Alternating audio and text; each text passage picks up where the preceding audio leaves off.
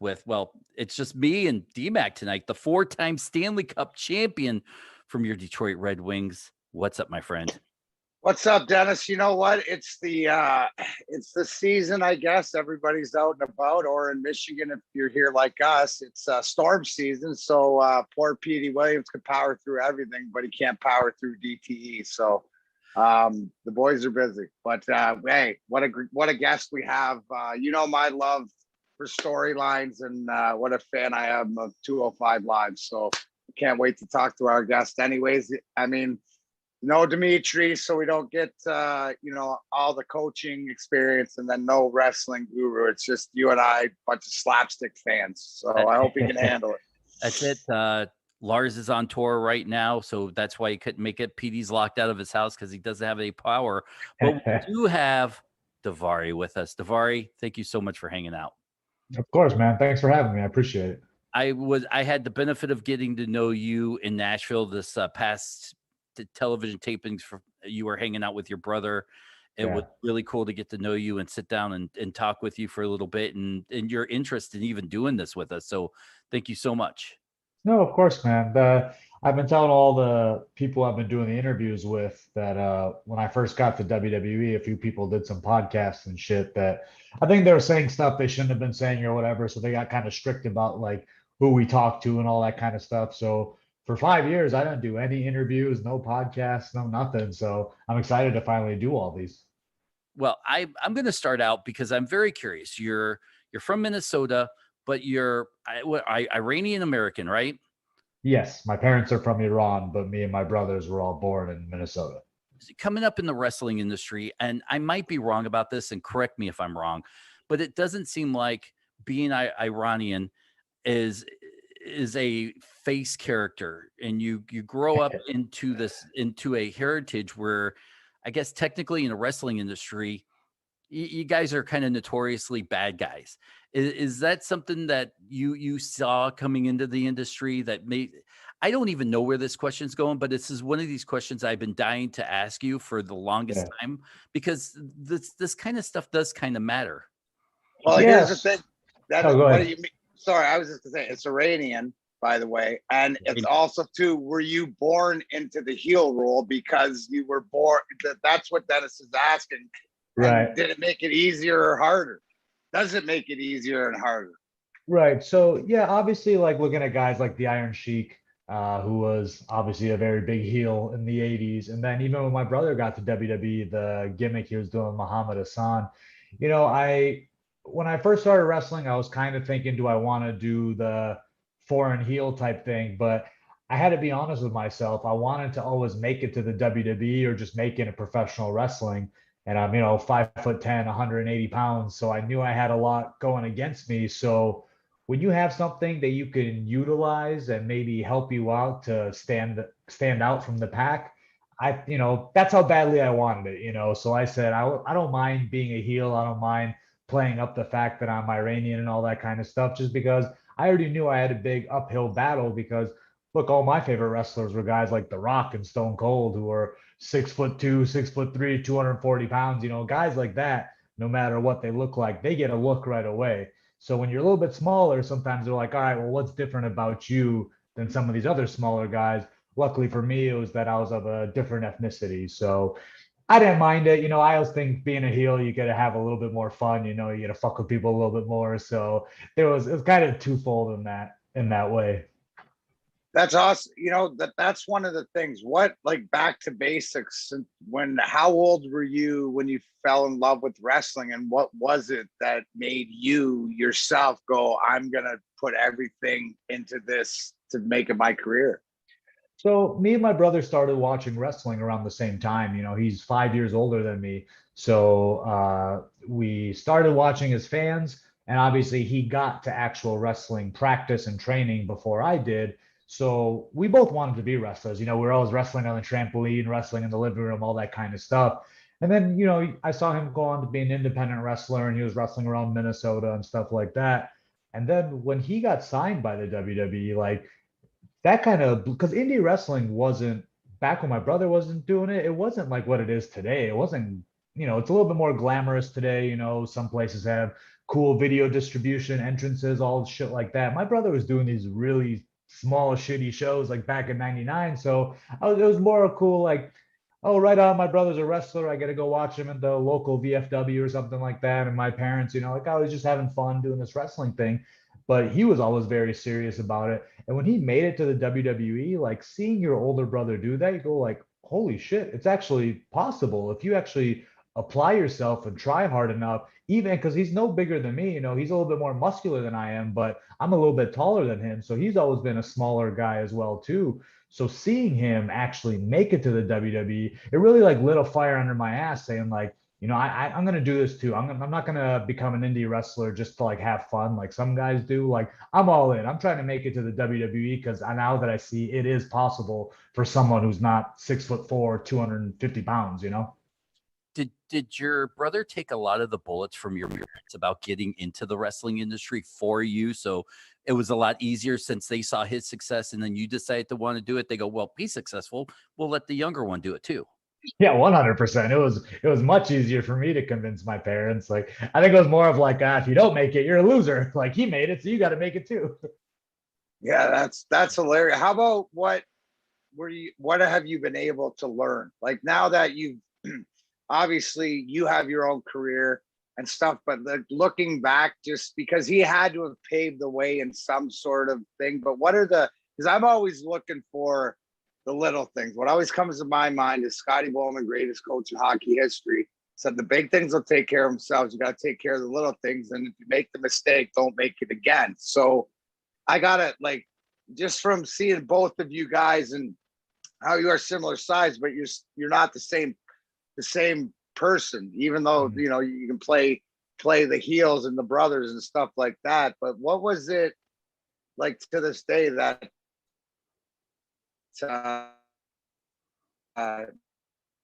Canadian internet. His screen's freezing up a little bit. Yeah.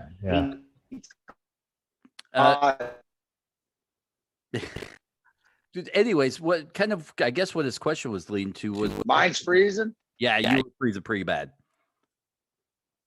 What are some of the little things? So, I mean, one thing that really stuck with me, because he got a lot of his advice from guys when he made it to WWE. He was in the locker room with like Undertakers, Chris Jericho, Shawn Michaels, Triple H. And I remember one thing he told me early on that he actually got from Chris Jericho was the moves don't necessarily matter. It's everything you do in between. Like he was saying, the small things in between or making these moments. So that was some pretty veteran advice that most independent guys didn't know that type of stuff. I didn't know that. I was just going out there trying to do the craziest shit possible, just like every other person.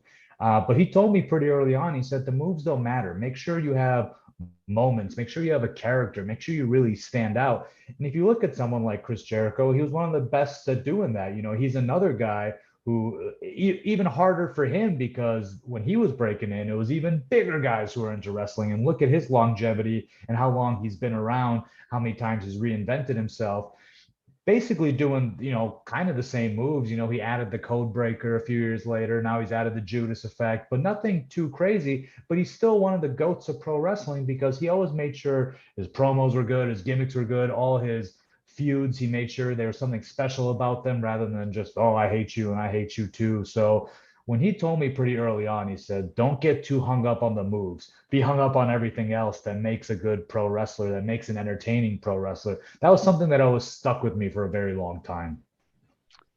In kind of learning a little bit about your background leading up into your 205 Live stint, and we'll get there here in a second.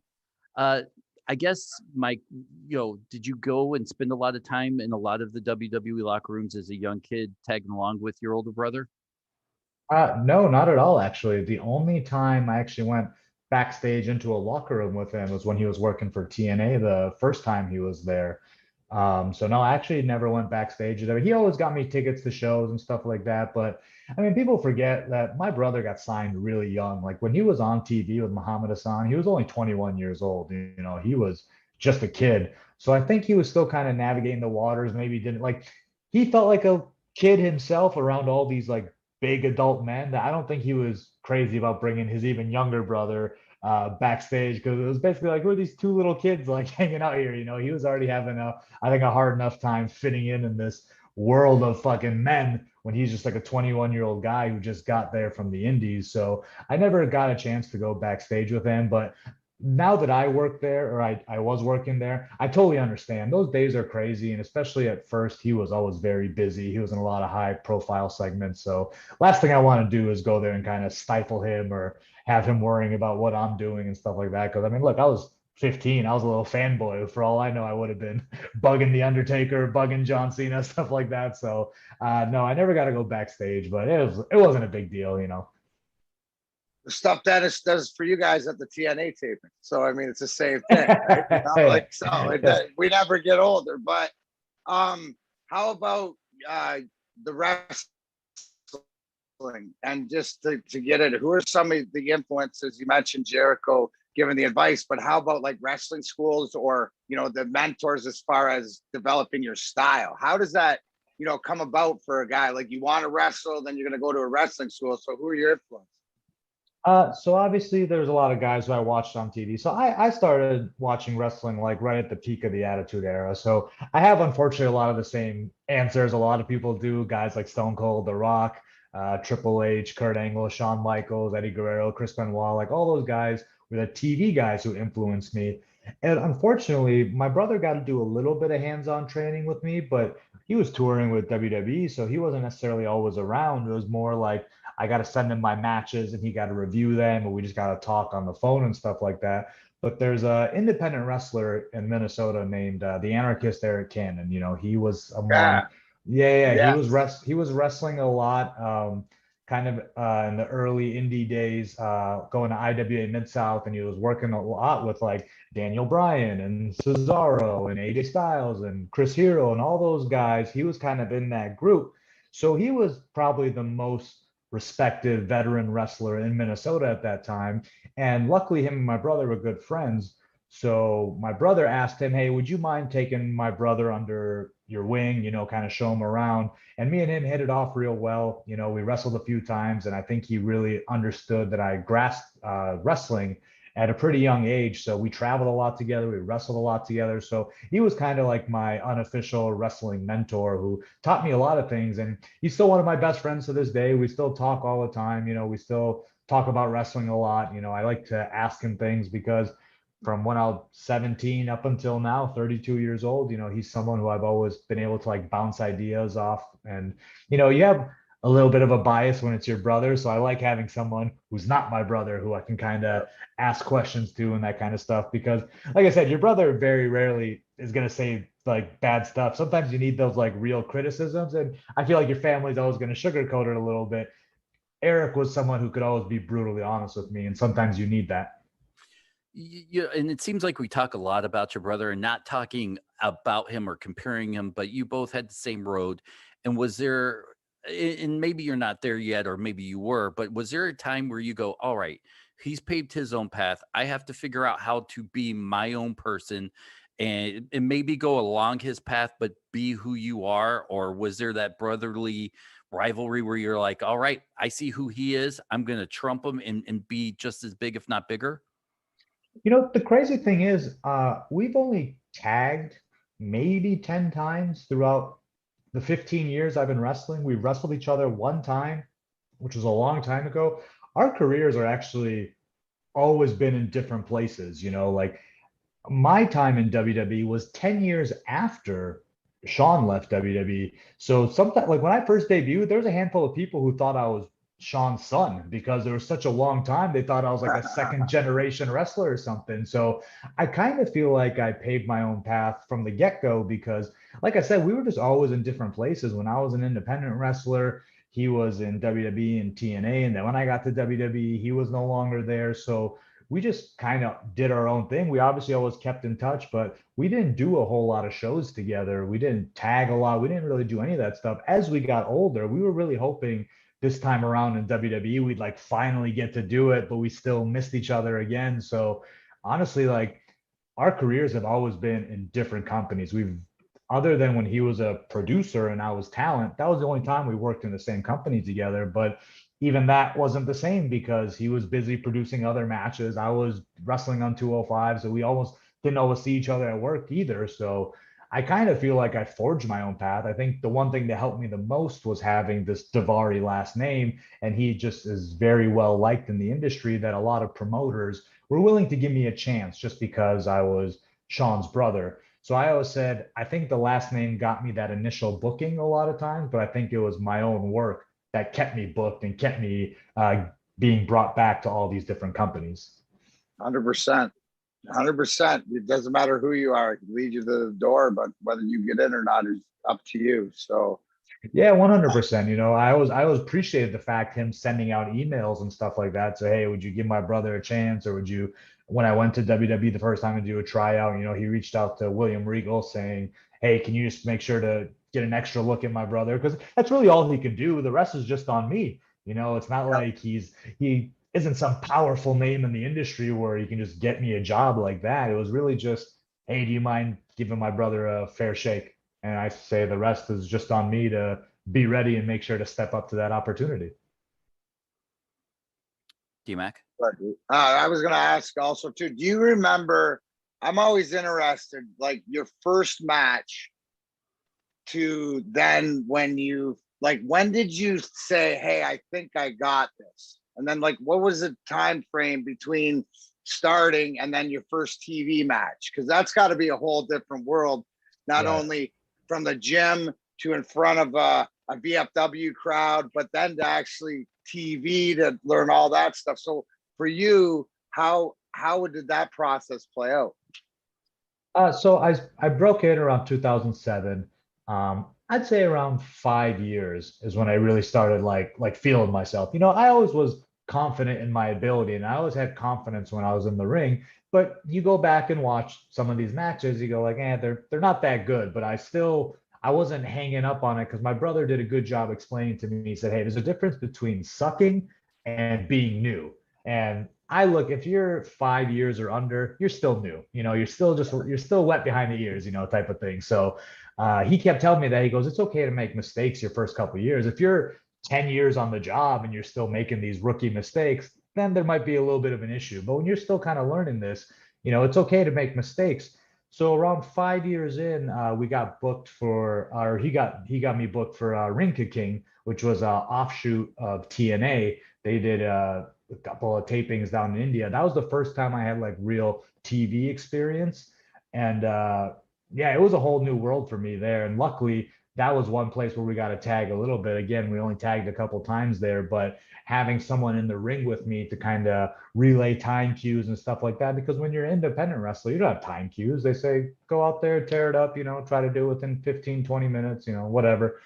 This was when it was very strict time cues and stuff like that, you know, multiple cameras. I remember we were in this like tag title tournament, and the two title belts are right there. And they asked every team, hey, make sure you go like stand in front of the titles before you get into the ring. And he taught me how to like open up to the camera because, you know, you want to make sure that it always sees your face, never turn your back or your shoulder to the camera, or never be standing sideways. So it's just small things like that that kind of stuck with me. So when I finally got to WWE, I had a handful of those things I still kind of remember that I think kind of put me ahead of the pack, or at least the office saw right away, like, hey, this guy kind of gets it. That's why the 205 guys didn't really spend a lot of time in NXT or developmental. We got put on the road right away. Do you think, because now that you're still, I guess, waiting out your probationary period, whatever, 90 days, yeah, your 90 days or 30 or 60, whatever it is, it seems like a lot of guys are having different talents, and now you're part of this, I'd say, mass exodus, because now the whole industry is going to be flooded with unfortunately you guys. And luckily for you, you were kind of the early batch now that you'll be able to get a head start in there. And I think we asked Cordona this, and I think we asked Aiden English this, and especially since they've, were released around the middle of COVID, is there a worry for you that like, maybe people may not remember me at the end of this 90 days? Or do you feel very confident, like, all right, 90 days, I'm out, I'm doing interviews now. You're not very shy. Do you think that's helping you keep your brand out there as well? Yeah, of course. I mean, look, wrestling's a grind and it doesn't owe anybody shit. I think there's a lot of guys who, if they leave WWE, it's kind of like a woe is me mentality or something like that. But like, you just gotta fucking grind it out. Like, I did that for 10 years before I got to the WWE. Like, I know what it's like to do that, and I don't plan on giving up. I'm only 32. Like, I know WWE is on this big kick of like nobody over the age of 30, but I was kind of like, man, fuck that. Like, I'm still young. I still feel great. Like, I'm still kicking. So I'm gonna keep grinding this out and keep on going. So now that I'm enjoying this 90 days, because we have a saying in wrestling, the only time you get off is when you get hurt. So I said, this is the first time other than COVID that I'm getting a little bit of time off just to chill, kind of recollect my bearings, work out really hard, spend some time with my family, spend some time with my girlfriend, go on some vacations. And then I know once this is up, it's going to be right back to work. It's going to be back to wrestling every weekend, back to airports, traveling, all that kind of stuff. So I'm enjoying this little bit of a break. And I get what you're saying when you say there has been like this mass exodus, so there's tons of guys. But if anything, I think that's to boost the independent scene or all these other companies is what they needed, because WWE was hoarding so much talent that like there was a while where it was kind of like, man, are the indies dead? Are the independents dying? Because they're just signing everybody and people are going everywhere. But now that there's going to be some WWE TV veterans back on the indie scene, I think this is going to be a big boost. I think it's awesome. Like, I mean, my question, because to me, you're, the self-awareness you have, and you understand it's the work you put in, and like you're saying you're 32 and whatever, and I'm laughing because I'm 49, almost 50, and I'm out there at all these indies dropping stunners on guys and stuff. Yeah. But I love, what I love about it is watching people like yourself who appreciate it, that are good people. So succeed. But in the way that the forbidden door is now, the whole thing in my head is like, I'm going to see you and your brother tag, or I'm going to see you, like, these things that haven't been able to happen is sort of open. Do you think about, like, what is your plan, or like, as far as character wise, or like you've been able to sit back and think? So you look at this as such a blessing, but like, what is the direction, or do you have character, different things that you haven't been able to do, maybe because of restrictions, because of the man or the powers that be, direction to go into? Yeah, I mean, one thing I really enjoy about like independent wrestling or even companies now like AEW is they let guys be themselves. Like WWE very much, they say they want like reality-based stuff, but it's really like gimmicks and characters that go farther there. And if you're not getting promo time, if you're not getting vignettes, if you're not getting special segments, how do you get a character over? A character needs all those special things, and that's only for certain guys. So one thing I enjoy on the independents is that everybody can just be themselves. And I feel like, WWE being a PG company, sometimes that was kind of hard for me to be myself, because when I'm here and a little bit can be a little bit more candid, I think I have a better connection with people, because you go like, oh, this is a real fucking guy compared to just some wrestler guy on TV. So, and that's kind of what I was like on the independents. Like we mentioned the Sheik thing that I used to do, doing the bad guy thing, but I actually stopped doing, like, I think I did it the first 3 years I was wrestling. And then I kind of stopped and I was just wrestling as myself. And then some promoters would ask me to, hey, would you do the Sheik thing more? I said, sure, no problem. But a lot of places I was just doing it myself. And then when I got to WWE, that's when I started thinking, okay, WWE likes these characters and all that kind of shit. So I started doing the Sheik thing again. But even after doing that for a little bit, that's why I switched to the Daivari Dinero character, because I wasn't really feeling it there either. Because again, I was like, I don't feel like I'm not being authentic. I'm not really being myself. And in this day and age, like, you don't want to insult the fans' intelligence. Like, I think they can see through that shit. I think they can see when someone's putting on an act rather than just being themselves. And I think that's what people like now. Like, the Young Bucks, I think, are great examples of two guys who are just being themselves. And that's what got over, because you see the authenticity in their characters. You shouldn't even say characters, the authenticity in them, and take no shit from nobody. They say whatever they want and people dig it. Have you ever thought, and this might be a dumb question, and if so, just tell me, what it would take to get an Iranian character over as a face in the wrestling industry here in America? Honestly, I don't like, it depends when you say Iranian character. Like, if it's just me being myself and if I'm a good face and I connect with the audience, of course it could work. If it's a guy wearing a bunch of stereotypical shit. Again, I just don't think people are really into that kind of stuff anymore. The fans are getting smarter now, so I don't think it's out of the realm of possibility to, like you said, be an Iranian and also be a babyface. I mean, Mustafa Ali is one of my best friends in wrestling, and he was doing a great job of being a babyface. Unfortunately, it seems like the company cut his legs out from underneath him for no fucking reason. But he was a great example, and he was kind of pushing that narrative as well too, saying, "Hey, just because I'm a Middle Eastern doesn't mean I have to be a bad guy." So I do try to tell people, I say, I like being a bad guy just because it's fun. I have no part of me is like, because I'm this Iranian guy, I have to be a bad guy. I just enjoy it, and I think I'm pretty good at it. But yeah, I mean, it's possible to be a babyface. You just have to connect with the crowd in a way they want to see you. I got a question about now that you're in, your hiatus, or you're taking time off, and looking back. I'm always interested. So if I was going to go look on YouTube or whatever, what are some of your favorite matches or some of your favorite feuds that you've been a part of? If somebody who's watching out there wants to watch a few matches, where would you send? Like, what would you tell them to look up? And maybe a little backstory to it and why? So my first program I had in WWE was with Jack Gallagher, and I really enjoyed that one just because that was when I was saying earlier of how you get a character over by having promos and vignettes and segments and all that kind of stuff. That was an example of them trying to get two people over at once. So they're trying to get the whole program over. So that was a lot of fun because every time we went to work, we had something different we got to do, whether it was a backstage segment, we got to do a duel, which was really fun.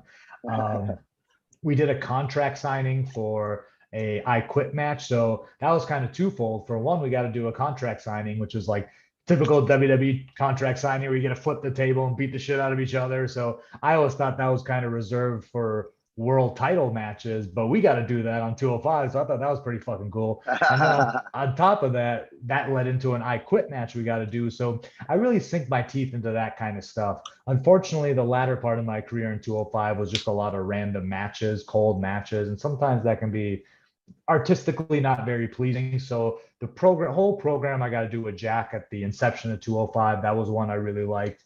And then I had two hardcore matches. One was a singles against Oni Lorcan, who's a guy in NXT, and then we did another hardcore match where it's me and Brian Kendrick against Oni Lorcan and his tag team partner Danny Burch. So those ones are fun just because that's another thing about indie wrestling I kind of miss is that indie wrestling seems to have that ECW vibe where it's like, we're not saying it's no disqualification, but the rules are a little bit more relaxed. So when I got to do those hardcore matches with Oni, like in a WWE setting, I was like, oh, finally we get to like throw some chairs around, break a table, jump off ladders. We got to like brawl in the crowd, like get a little fucking crazy because like that's what the fans want to see, you know?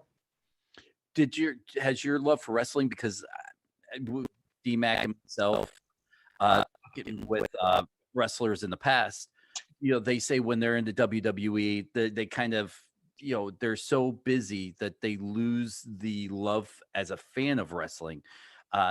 Did that happen to you? And now that you're kind of free and more time, have you been trying to keep up with more, or do you just say still on, maybe I'll watch it later hiatus?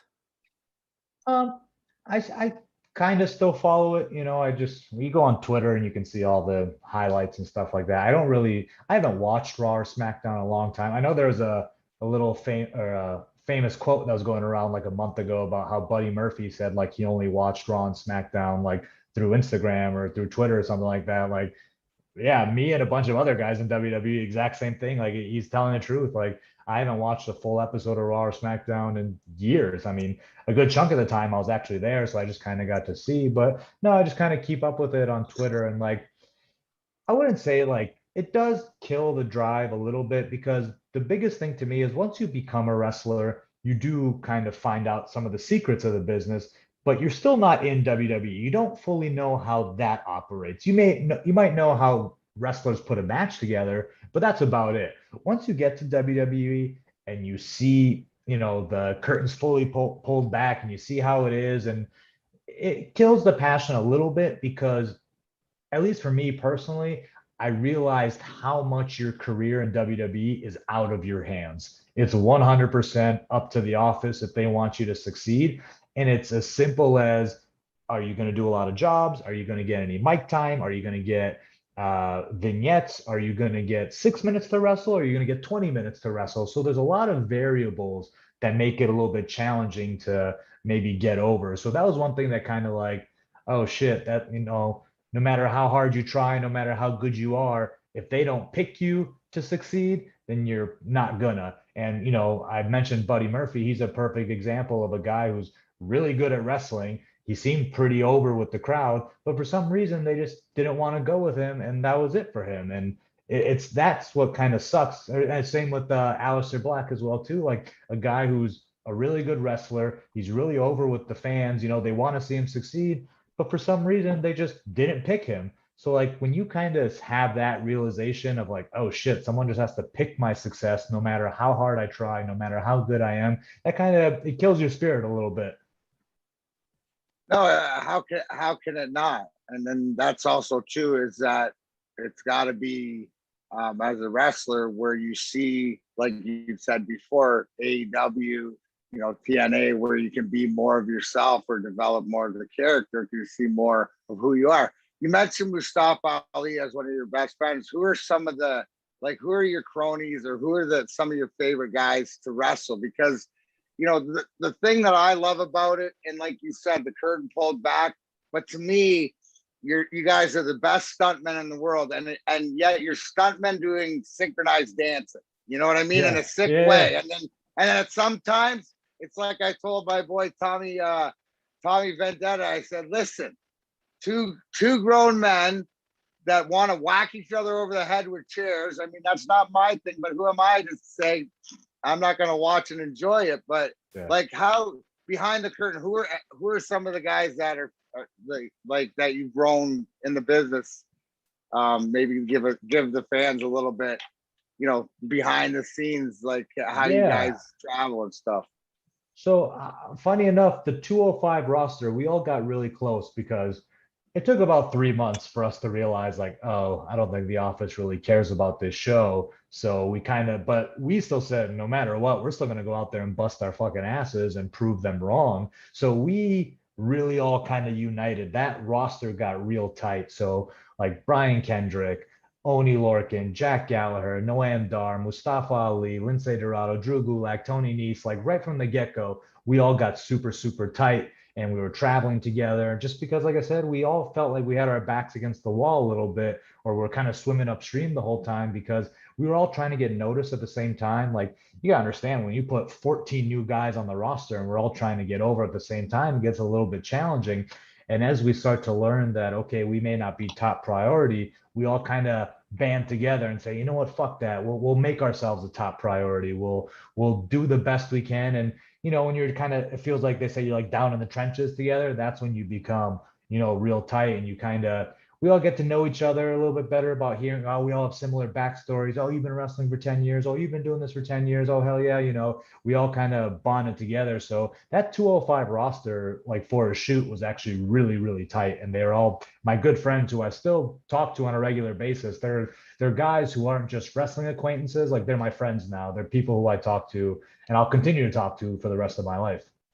And honestly, like to Dennis, I know me as a fan, and that's, like you said, 205 was really like where it got me into the smaller guy, into like the lucha and into the guys, but the storytelling and the pace and the facts, like in hockey, it used to be growing up that you were like unless you were 6 foot, then you'd never be able to play. Well, now it's changed to the speed and stuff, but that's apparent to me more like the indie shows, the indie family at different programs, to the fact that you can tell by the product you guys put out. So that makes sense to hear. That's pretty cool. Yeah, we all cared a lot. We did a lot of, because like I said, I keep saying this, but like it's hard to get over with a lot of promos and vignettes and stuff. So when they kind of started taking that away from us, the 205 roster, man, those are all dudes, myself, Ali, Lindsay Dorado, Gulak, Jack Gallagher. We were all doing our own vignettes. We were bugging the social media guys to, hey, can you come record it so we can just do this promo for .com or for something? Because if they're not going to put it on TV, we're not just going to sit in the back and be like, oh, well, fuck it, I guess we can't do anything. They said, no, fuck that. We'll make our own promos. We'll we used to do this thing called 205 Life, where we'd follow one guy around just for the day and just kind of show what his life was like for that day, waking up in a hotel, going to the gym, going to the building, wrestling that day, how'd the match go, all that kind of stuff. Like, we all really tried to do shit on our own once we realized the office wasn't helping us, because that stuff really matters. We really cared about that kind of stuff. We really cared, despite how the office felt about it, the roster themselves, we really cared about that show, and we wanted to make sure it would be the absolute best it would be. So no fan could ever be like, these guys are just kind of phoning it in. He's like, no, they'll never be able to take that away from us. Like, bell to bell, like, we're gonna fucking crush it. And anything extra, if they don't want to help us with it, we'll do it ourselves too. Yeah, but isn't that a brilliance to carry that on your resume now, to where things have changed back to maybe people will recognize, look at these guys, look at these wrestling, because that's how I see the Forbidden Battleground. No matter what, it's not only guys having fun, but they're all in it together. More of the Wu-Tang mentality. Like, one gets out, we all get out, instead of trying to bash each other down like over the years. Like, get on top by getting on top of somebody else. So I mean, that it's great for us fans now that get back into wrestling, as it's exciting, that might have missed this part, to go and check that out to see why it is now. So it pays off. It really does. And like I said, because damn near everybody on 205 was like 10 years on the independents before they got to WWE. Even someone like Noam Dar, who he was really young, but he did 10 years in the UK before he made it to WWE. We all had that like DIY mentality, which I think for those of us who are no longer in WWE, that's going to help a lot.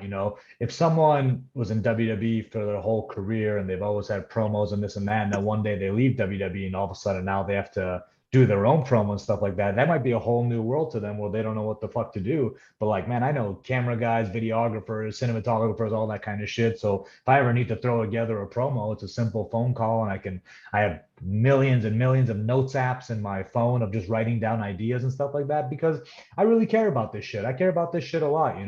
I always have, I always will. And I think a lot of the guys who were on the 205 roster were the same way. We all really cared about, we had real dedication to our craft, and it's unfortunate that 205 didn't get a bigger spotlight, because I never met a group of guys who fucking cared so much about something, even though the office didn't care that much.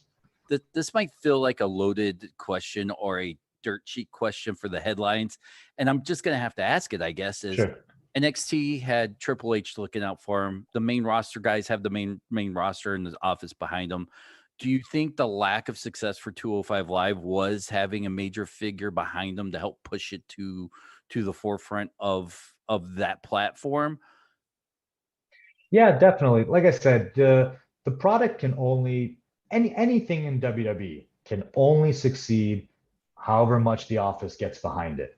Whether it's a single guy, an entire show, a tag team, a guy, girl, whatever. If the office isn't behind it, it's going to be really, really hard. And like I said, I think classic examples of recent times are like Buddy Murphy and Aleister Black, two really, really good guys, but for some reason the office wasn't getting behind it. And it just like, that's as much success as they're going to see. Like, you need that help. So 205 not getting any care from the office, like, what the fuck can we do? Like I said, that we literally did everything talent wise we could do, bell to bell. We'd wrestle as hard as we can. On our spare time, we're making vignettes and promos and this and that. But if you present them with all this shit and they constantly go like, whatever, like, what the fuck can you do? So yeah, I truly, if you want that dirt sheet headline, I'll say this: the lack of success of 205 Live was because the office did not get behind the show.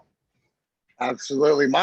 So on that point, conspiracy theorists, on anything, I like this. And I heard this the other day, and I'm always like, never say never, but somebody brought up that Vince might be in on it with the AEW because the way he's just released the guys and just given like the Aleister Black you mentioned, right? Yeah. You look at that character now, Malachi Black and whatever with, and I haven't watched the recent one yet, but the way that's the character that, like you said, the talent, not only in the athlete, but the presentation of his character. And I just love it as a fan that hopefully the Forbidden Door, no matter where, they nurtures this sort of talent and understands that. But is there any, like, it's just funny how everything's just sort of blowing up and imploding and everything with WWE, NXT, all that stuff that I don't think it is, but it's almost like it's just really, really weird to me that's going on, that it made me think, wow, maybe a little iota, maybe Vince is feeding Tony. I don't know. So my thing, and this is something I've always heard for even way before I was in WWE, I think even dating back to like the 90s and 80s, that I've always been told, or I always heard, that Vince McMahon doesn't like, he likes to create things himself. He doesn't like things that have already been created and then come to WWE. So I think one issue of the past 5 years is that NXT was really capitalizing on like these guys who already had maybe a presentation or an aura to them or a following or something like that. Again, going back to Aleister Black, if you go back, watch his independent stuff, he always had like the cool tattoos and the badass kickboxing, all that kind of stuff. And I think he gets to WWE and maybe it's a situation of, hey, Vince didn't create this, so he's not all in on it for some reason.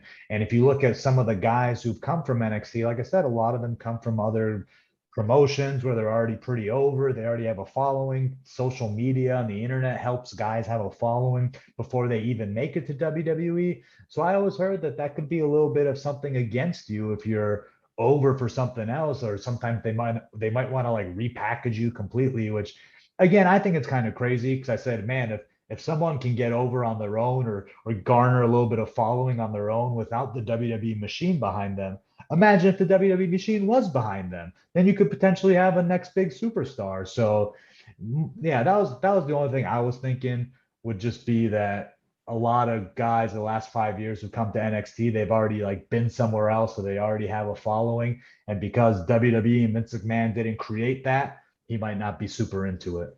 That's just my guess based off of what I've heard.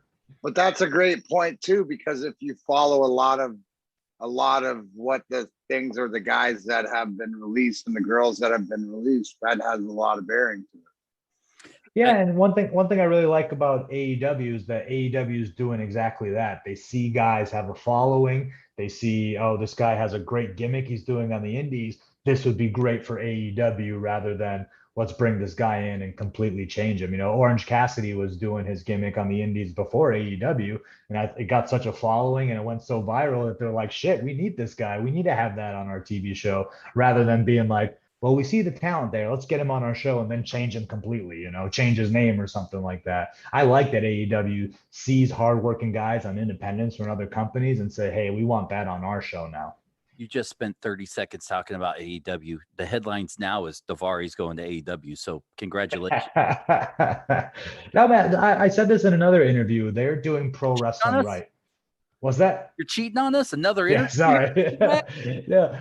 No, I said this in another interview that I'm a big fan of pro wrestling. I know WWE always says like they're sports entertainment and this and that, but like pro wrestling's pro wrestling. That's what the fans like. That's what the boys like. So I say AEW is doing pro wrestling right. So that's one thing that I've really been enjoying about their product. That it like WWE used to do pro wrestling back when it was WWF, when it was Attitude Era. That's like peak professional wrestling to me. And I think AEW is starting to get that vibe a little bit of like, oh, this feels like the olden days of professional wrestling again, where guys can go out there, be themselves, do cool shit. It can get a little bit of wild. We can have some blood. We can have some glass and barbed wire and some crazy shit.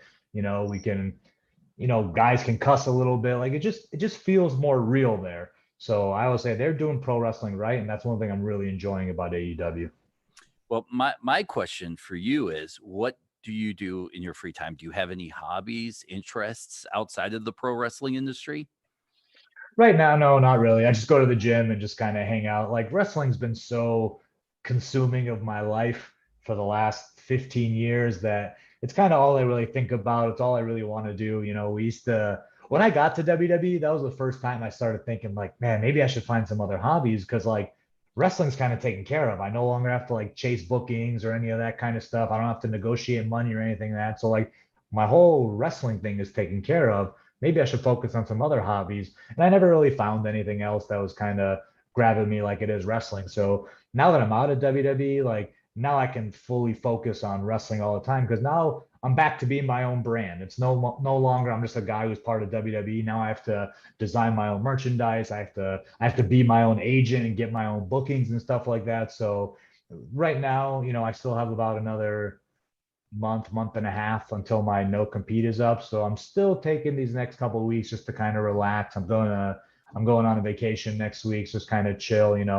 But no, like I don't really have any other hobbies. Like I said, wrestling's just been so consuming that I just kind of, but I enjoy it. Like I still love professional wrestling. So it's not like some people say like it becomes a job for them. Like, yeah, it's a job, but like it's the coolest fucking job in the world to me.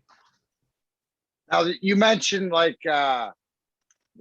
and I grew up, obviously Stone Cold was my guy. I used to tell everybody I was Stone Cold. Dan was The Rock, and Knuba was Mankind. We used to beat the crap out of him with chairs and hit him with walking around the training room and just slam him through a table and stuff like that. What was it, or do you like influences?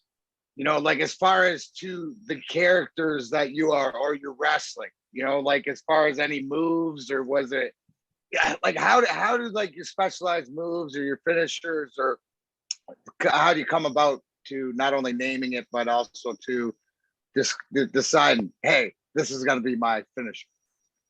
Yeah, so guys who influence me, I look at it more as just guys who I like to watch and guys who I can kind of study. But I still always try to just be myself, be my own wrestler. As far as my finishing move goes, I use this move called the Hammerlock Lariat. It's actually a move I got from CM Punk. He used to call it the Pepsi Twist, and he used to just do it kind of randomly in the middle of matches, and he kind of stopped. And I remember when I was watching it, I was kind of like, "That's a cool move." And and this was back when I was an indie wrestler, and I just never did it for some reason. I just always remember just mental note of like, "That's a cool move. Someone should use that." And then when I got to WWE, there's a lot of a lot of moves I couldn't do because there's so many other guys who do them. So I just started thinking, I was like, man, what's some shit that nobody does? And that one popped in my head because Punk was no longer in WWE. I don't even think he was using it like late in his WWE career. So I started using it just as a regular move.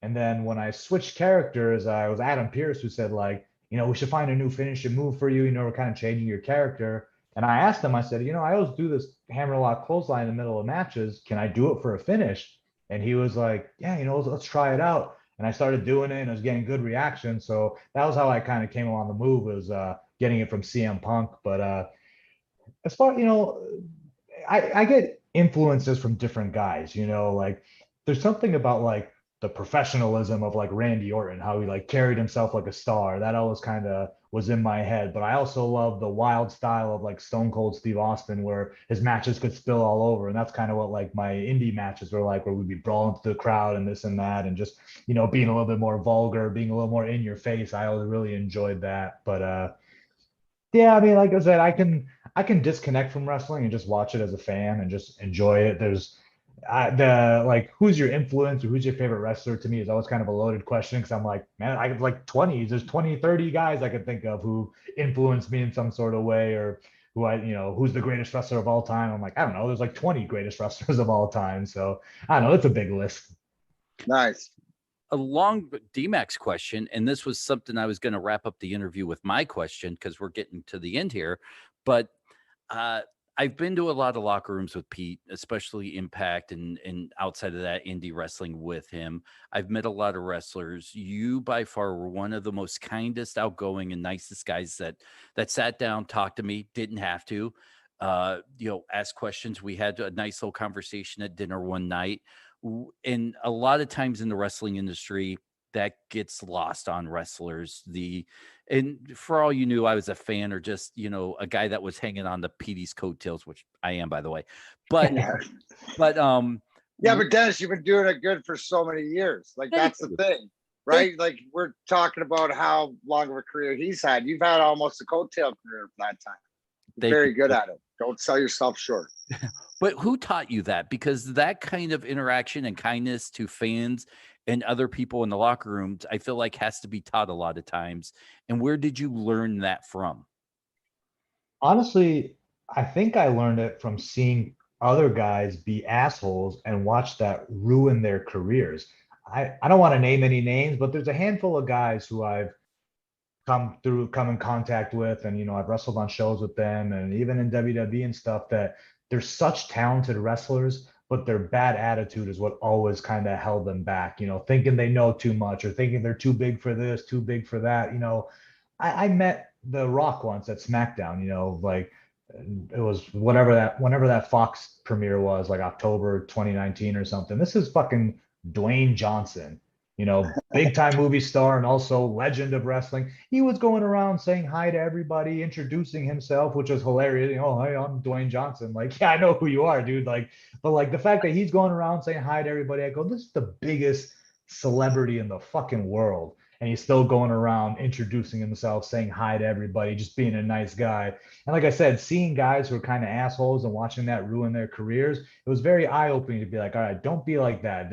It's only going to help you to be nice to people. It's only going to help you to meet people. I mean, I come talk to you at that dinner once, and now here we are on this podcast, and you guys help me get my story out there. Like, it's only going to help you being nice to people. And I would say this, like I said earlier, this is one of the coolest jobs in the world. Like, I don't know why some people are such dickheads in this business, but like what we get to do is so cool. That I said, how can you be in a bad mood? How can you be upset? How can you be pissy to people? Like, go work a 9 to 5 in an office, then you'll see how like grumpy you really get. What we get to do professional wrestling, this is the coolest thing ever. So it's only going to help your cause to network and be nice to people, and not only in wrestling but just in life. D-Mac. Well said. Did you listen, Dennis? I did. Did you get that? Okay. Taking notes.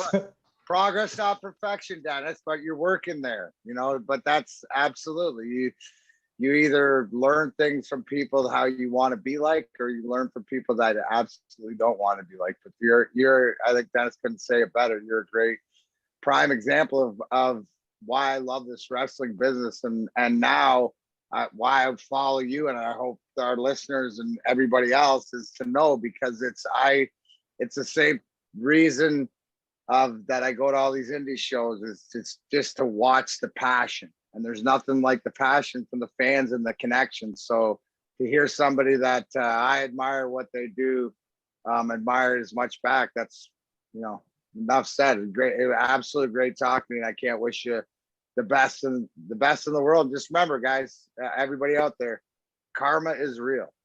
It is. It's very real, man. So like I said, seeing people make those mistakes, and every wrestling locker room I've ever been to, any wrestling company I've been in, it's a pretty relaxed environment. So when guys are still having like behavioral issues in a pro wrestling environment, I'm like, come on. Like I said, this is one of the coolest things in the world. We can all get along. We're all brothers. We're all family. This is a cool, unique thing we get to do in life. So what's there to be upset about? Well, before my power and internet goes out, because it's starting to storm again out here, Sure. Where can people find you? On my Instagram, it's at Ariya Daivari, and my Twitter is also at Ariya Daivari. I haven't opened up a Pro Wrestling Tees store yet. I need to get on that. And soon enough, I want to start a Twitch channel as well, too, just so I can continue interacting with my fans. So just kind of be on the lookout for that. But for the time being, just my Twitter at Ariya Daivari and my Instagram at Ariya Daivari. And I will say this to any of the fans. If he comes to your town, whether it's on a major show or an indie show, please go say hi to him, because I had so much fun sitting down and talking to you. Like, the second you left to go do something else, I told Pete, we got to get him on the show. I developed a man crush just based off how so I definitely appreciate it. Thank you so much for hanging out with D-Mac and myself tonight. Yeah. Of course. Thank you for having me. I really appreciate it. Look, anybody who gives me a platform to come here and babble on, thank you guys. I appreciate it. Well, for everybody at home, the podcast is over. We're going to say our goodbyes off the air. D-Mac, where can people find you, my friend? All blue check marks on Instagram, Facebook, Darren McCarty 4 on Twitter. And you know what? Do what I do every morning, DarrenMcCarty.com. I'll be coming to a place near you, either going to see a wrestling show, doing comedy, get the band out, whatever else. Oh, and daily, 11 to 1, starting August 12th. 11-1 with Joint Bell and Neil Rule on Big D Energy. There you go. Woodward Sports. Make sure you go check those guys out. Wrestling Perspective. You know where to find us. Just tell a friend. That's all we're going to ask you to do. Have a good night. And thank you so much